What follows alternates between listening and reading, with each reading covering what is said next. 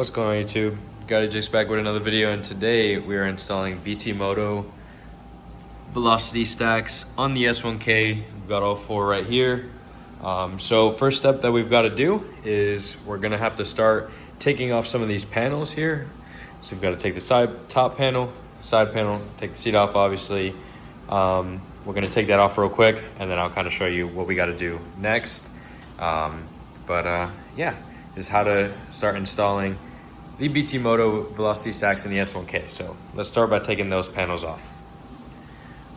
Alrighty, we have taken off these side panels, seat, and the top cover here. So next, what we're gonna have to do is start by taking off the seat, or I'm sorry, the gas tank. So we've got a little bolt here. We've got to loosen up these, and then there's gonna be two connectors and one fuel pipe underneath. We're gonna have to remove that because the entire airbox has to come out. So I'm gonna start by removing this fuel tank here, and I'll pick it back up once we do so. Alrighty, now we have the tank off. So then we're gonna have to start disconnecting some of this stuff. So take the ECU off, unplug this sensor, whatever the heck this is for. When I take the airbox off, I like to just unbolt the fuel rail and let it sit back like here, because we're gonna take the airbox completely out. So you've got like a bolt here. Let me take all this off, and I'll show you where to go to next. But we're gonna start by taking everything off. If you haven't already taken this stuff off, you might have some zip ties like here, and around here you may have some zip ties. So start by cutting those off, remove it.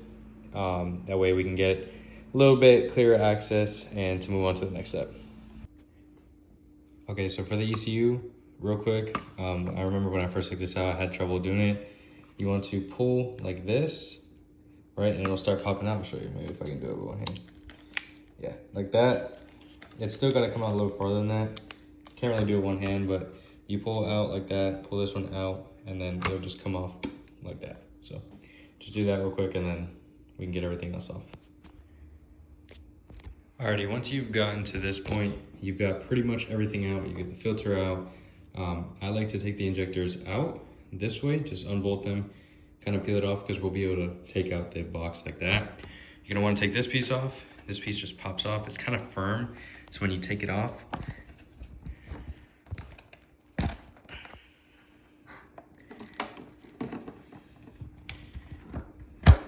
you can just push it to the side, just like that.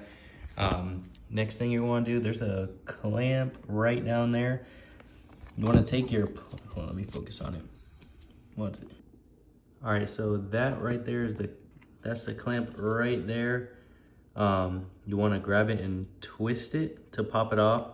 I just noticed I'm missing a little nipple on the throttle body, so I'm gonna have to put that on. But you just want to twist that off, and that way you can actually pull the airbox up.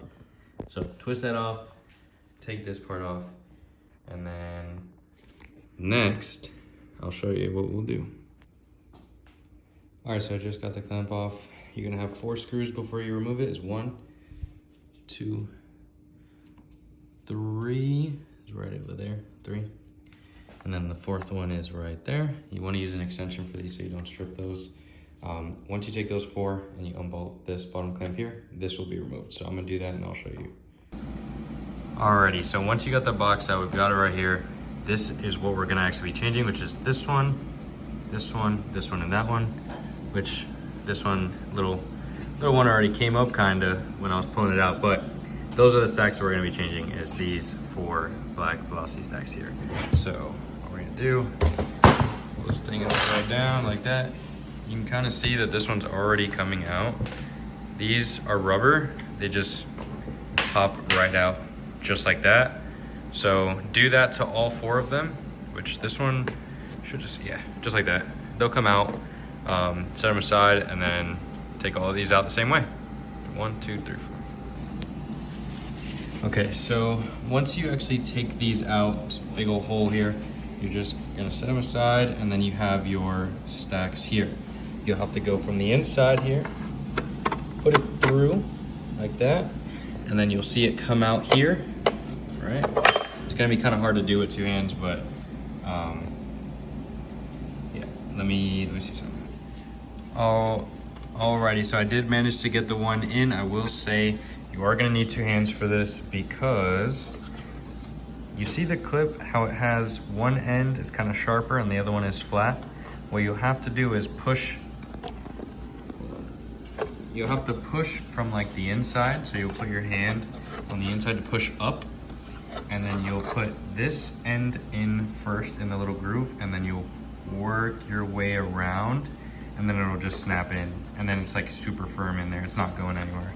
But it's one thing I noticed, that you have to put this in first, work your way down, and then it'll all snap in there. I'm gonna go ahead and do the rest real quick. They're all gonna be the same way, right? And like that, they're all in there. Once you get the hang of the first one, a lot of them they all go right in pretty easily. But you can see already from the last clip, they are so much shorter than these. Like these sat significantly taller up than BT Moto stacks, but those are now in there. So all we have to do is everything but in reverse order back on the bike. So we're gonna go ahead and start putting everything back together, but it's just as simple as that. It's on the bottom. See, all the snap rings are in there. So it's not too bad. We'll definitely see how the power delivery changes up and go from there, but yeah.